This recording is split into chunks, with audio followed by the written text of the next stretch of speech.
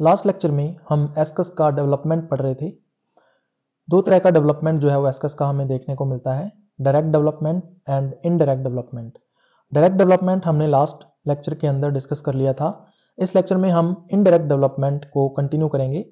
तो indirect development जो होता है एस्कस का, उसको क्रोजियर फॉर्मेशन डेवलपमेंट के नाम से भी जाना जाता है, क्योंकि इसमें क्रोजियर शेप्ड स्ट्रक्चर बनती है जिसको क्रोजियर सेल कहा जाता है। तो किस तरह से एस्कस का डेवलपमेंट होता है इनडायरेक्ट तरीके से, वो हम लोग यहाँ पे डिस्कस करेंगे। तो एस्कस का जो डेवलपमेंट है वो हमेशा एस्कोजिनस हाइफा की एपिकल सेल से होता है। एस्कोजिनस हाइफा जो है वो एस्कोमाइसिटीज में डाइकैरियोफेज को हम लोग बोलते हैं। अब ये जो एस्कोजिनस हाइफा है, इसकी हर एक सेल डाइकैरियोटिक होती है, यानी हर एक सेल के अंदर दो न्यूक्लियाई जो है वो पाए जाते हैं। अब इसकी जो एपिकल सेल है, इस एपिकल सेल से ही एस्कस का डेवलपमेंट होना है। अब इसकी एपिकल सेल भी कैसी है? डाइकैरियोटिक है। अब होता क्या है, जो एपिकल सेल है उसकी बेंटिंग होती है, यानी वो बेंट हो जाती है, मुड़ जाती है, हुक शेप्ड हो जाती है। तो आप देख सकते हो यहाँ पे जो एपिकल सेल है वो हुक शेप्ड हो गई है। अब इस हुक शेप्ड सेल को ही क्रोजियर सेल कहा जाता है, क्योंकि ये क्रोजियर शेप्ड या हुक शेप्ड हो गई है।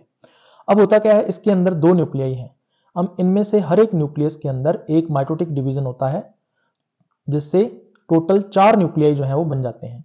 उसके बाद फिर सेप्टेशन हो जाता है। अब सेप्टेशन इस तरह से होता है कि टोटल 3 सेल्स बनती हैं। इन तीनों में से 2 सेल्स जो हैं उनमें एक एक न्यूक्लियस होता है, जबकि एक सेल के अंदर 2 न्यूक्लियाई होते हैं। अब इनको अलग अलग नाम से जाना जाता है। जो सेल टिप पर होती है उसको हम अल्टीमेट सेल या टिप सेल के नाम से जानते हैं। उसके बाद जो आर्क पर सेल होती है उसको हम बोलते हैं पेनल्टीमेट सेल या एस्कस मदर सेल या फिर आर्क सेल। ये जो आर्क सेल है या एस्कस मदर सेल है, ये डाइकैरियोटिक होती है। इसको एस्कस मदर सेल इसीलिए बोलते हैं क्योंकि इसी डाइकैरियोटिक सेल से आगे एस्कस का डेवलपमेंट होता है। उसके बाद नीचे की तरफ बेस में एक सेल होती है जिसको एंटी पेनल्टीमेट सेल कहा जाता है, और इसको बेसल सेल भी बोलते हैं क्योंकि ये बेस पर होती है। उसके बाद फिर जो नेक्स्ट स्टेप आता है वो है कारियोगैमी। अब जो एस्कस मदर सेल है, इसके अंदर जो दोनों के दोनों न्यूक्लियाई होते हैं उनके बीच में आपस में फ्यूजन हो जाता है, और फ्यूजन से एक डिप्लॉइड न्यूक्लियस बनता है जिसको हम बोलते हैं सिनकार्योन। अब ये जो सिनकार्योन है इसमें मियोसिस होता है, और जब भी किसी डिप्लॉइड न्यूक्लियस में मियोसिस होता है तो 4 हैप्लॉइड न्यूक्लियाई बनते हैं। तो यहाँ पर टोटल 4 हैप्लॉइड न्यूक्लियाई बन रहे हैं, और इन न्यूक्लियाई को हम बोलेंगे डॉटर न्यूक्लियाई। इसके साथ साथ जो एस्कस मदर सेल है वो भी थोड़ी इलोंगेट हो जाती है। अब इस सेल के अंदर टोटल 4 न्यूक्लियाई हैं जो कि हैप्लॉइड हैं। अब हर एक हैप्लॉइड न्यूक्लियस में एक माइटोसिस होता है। तो टोटल 4 हैप्लॉइड न्यूक्लियस हैं, तो जिनमें माइटोसिस होने से टोटल 8 न्यूक्लियाई बन जाते हैं। अब हर एक न्यूक्लियस जो है वो अपने चारों ओर थोड़ा सा साइटोप्लाज्म कलेक्ट कर लेता है, इसके अलावा अपने चारों ओर एक वॉल का फॉर्मेशन कर लेता है। तो इस तरह से हर एक जो न्यूक्लियस है वो एक स्पोर में कन्वर्ट हो जाता है, जिसको हम बोलते हैं एस्कोस्पोर। तो इस तरह से टोटल 8 न्यूक्लियस हैं, 8 न्यूक्लियाई हैं, तो टोटल 8 ही एस्कोस्पोर्स जो हैं वो इसके अंदर बनते हैं। इसके साथ साथ जो एस्कस मदर सेल थी वो और ज्यादा इलोंगेट हो जाती है और सिलेंड्रिकल हो जाती है। अब इसको बोलते हैं हम एस्कस। एस्कोस्पोर्स के अलावा जो बचा हुआ जो प्रोटोप्लाज्म है उसको एपीप्लाज्म के नाम से जाना जाता है। अब एस्कोमाइसिटीज के जितने भी मेंबर्स हैं उनको सैक फंजाई के नाम से जाना जाता है, क्योंकि उनमें सैक लाइक स्ट्रक्चर एस्कस का फॉर्मेशन होता है, इसलिए हम उनको बोलते हैं सैक फंजाई। तो ये है एस्कस डेवलपमेंट। दोनों तरीकों से हमने देखा, डायरेक्ट डेवलपमेंट भी और इनडायरेक्ट डेवलपमेंट भी। अब ये जो एस्कोस्पोर्स हैं ये एस्कस से बाहर लिबरेट कैसे होते हैं, तो नेक्स्ट टॉपिक इसमें हमारा है लिबरेशन ऑफ एस्कोस्पोर्स। तो 3 मेथड्स के द्वारा इनका लिबरेशन हो सकता है। सबसे पहला आता है पोर लिबरेशन। पोर लिबरेशन में क्या होता है, जो एस्कस है उसके एपेक्स पर एक पोर बन जाता है, और इस पोर के थ्रू ही जो एस्कोस्पोर्स हैं वो बाहर निकल जाते हैं। दूसरी मेथड है स्लिट लिबरेशन, जिसमें जो एस्कस है उसके एपेक्स पर एक स्लिट बन जाती है, और इस स्लिट के थ्रू जो एस्कोस्पोर्स हैं वो बाहर निकल जाते हैं। तीसरी मेथड है लिड लिबरेशन। तो इसमें क्या होता है, एक पोर बनता है एस्कस के एपेक्स पर, और इसके ऊपर एक लिड बन जाती है।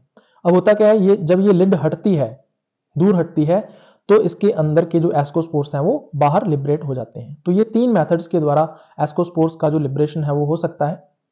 उसके बाद फिर एस्कोस्पोर बाहर आ गया, बाहर आने के बाद इसका क्या होगा, इसका जर्मिनेशन होगा।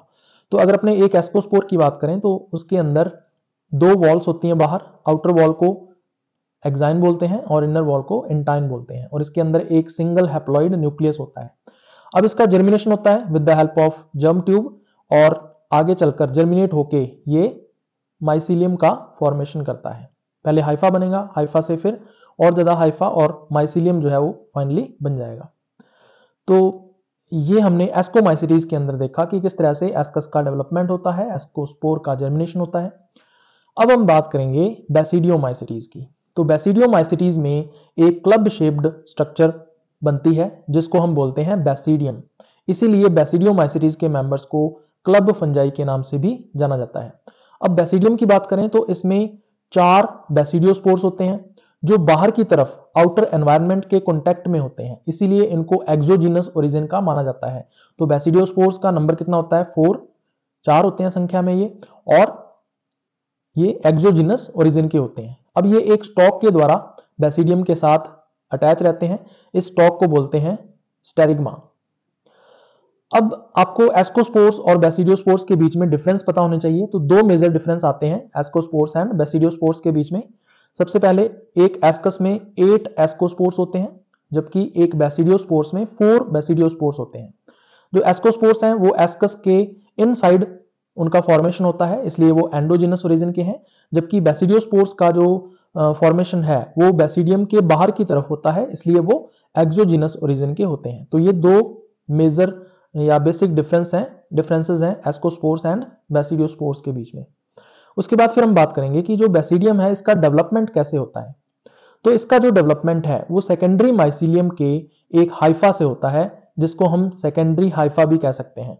अब सेकेंडरी हाइफा जो है इसकी हर एक सेल डाइकैरियोटिक होती है, यानी हर एक सेल में 2 न्यूक्लियस होते हैं।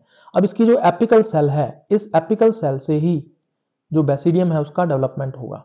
अब इस एपिकल सेल में एक डाइकैरियोन होता है, यानी 2 न्यूक्लियस होते हैं इसमें। अब एपिकल सेल में स्वेलिंग होती है, अब ये इट्स स्वॉलन अप, और स्वेलिंग से इसका जो साइज है वो इंक्रीज हो जाता है। अब इसको हम बोलते हैं basidium mother cell. Basidium mother cell के अंदर कारियोगैमी होती है, यानी दोनों के दोनों जो न्यूक्लियस हैं इसके वो आपस में फ्यूजन करते हैं और एक डिप्लॉइड न्यूक्लियस का फॉर्मेशन करते हैं, जिसको हम बोलते हैं सिनकारियोन, जो कि कैसा होता है? डिप्लॉइड होता है। अब सिनकारियोन बन गया, उसके बाद फिर क्या होगा? इसमें मियोसिस होगा, और डिप्लॉइड न्यूक्लियस में मियोसिस होने से 4 हैप्लॉइड न्यूक्लियाई बनते हैं, जिनको हम बोलते हैं डॉटर न्यूक्लियाई। इसके साथ साथ जो बेसिडियम मदर सेल थी उसका साइज भी थोड़ा इंक्रीज हो जाता है, यानी क्लब शेप्ड होने लगता है। उसके बाद फिर ये जो चारों के चारों डॉटर न्यूक्लियाई हैं ये बाहर की तरफ जाना स्टार्ट कर देते हैं। आउटग्रोथ्स जो बेसिडियम है उसके बाहर की तरफ आउटग्रोथ्स बनती हैं, टोटल 4 आउटग्रोथ्स बनती हैं।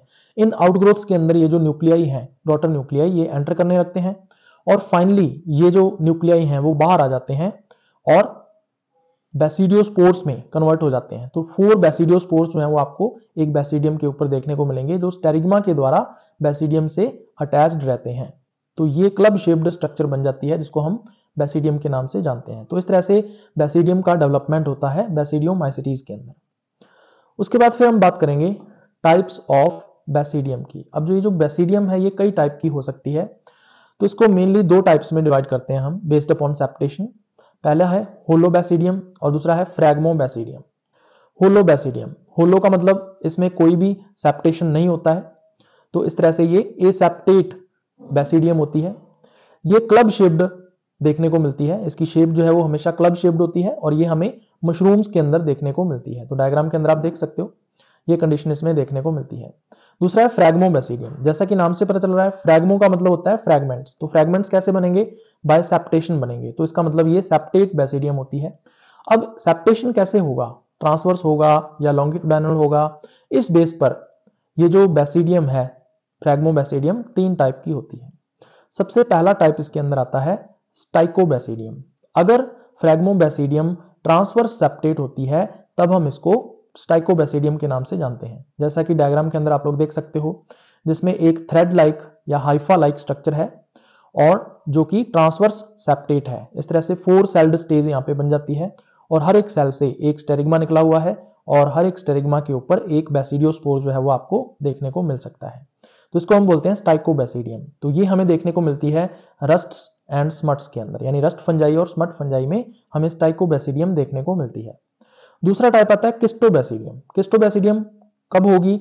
जब फ्रेगमोबैसिडियम का जो सेप्टेशन है वो लॉन्गिट्यूडाइनल हो। तो लॉन्गिट्यूडाइनल सेप्टेशन अगर होता है फ्रेगमोबैसिडियम का तो उसको किस्टोबैसिडियम बोलते हैं। तो जैसा कि आप डायग्राम के अंदर देख सकते हो, इसमें सेप्टेशन जो है वो लॉन्गिट्यूडाइनल हुआ है, जिससे 4 थिन थ्रेड्स बन जाते हैं और हर एक थ्रेड के एपेक्स पर बैसिडियोस्पोर जो है वो आपको देखने को मिलता है। तो इस तरह से यहाँ पर जो सेप्टेशन है वो लॉन्गिट्यूडाइनल है। इस टाइप की कंडीशन हमें एक ही फंगस के अंदर देखने को मिलती है। एग्जाम्पल आपको ध्यान में रखना है एक्सीडिया। उसके बाद आता है ट्यूनिंग फोर्क टाइप। अब ट्यूनिंग फोर्क जो है वो एक ऐसा इंस्ट्रूमेंट है जो साउंड जनरेट करने के लिए फिजिक्स में यूज किया जाता है। तो ट्यूनिंग फोर्क की जो शेप है उसके साथ बिल्कुल मैच होती है फ्रेगमोबैसिडियम की शेप। इसके अंदर सिर्फ 2 ही बैसिडियोस्पोर्स जो हैं वो बनते हैं। तो आप लोग देख सकते हो इसकी जो शेप है वो ट्यूनिंग फोर्क जैसी दिख रही है और हर एक आर्म के ऊपर 2 आर्म्स हैं इसकी, हर एक आर्म के ऊपर एक बैसिडियोस्पोर जो है वो आपको देखने को मिल जाएगा। तो इस तरह से इसमें 2 बैसिडियोस्पोर्स जो हैं वो देखने को मिलते हैं। तो ये ट्यूनिंग फोर्क टाइप जो फ्रेगमोबैसिडियम है ये हमें देखने को मिलती है डेक्रीमाइसीज के अंदर।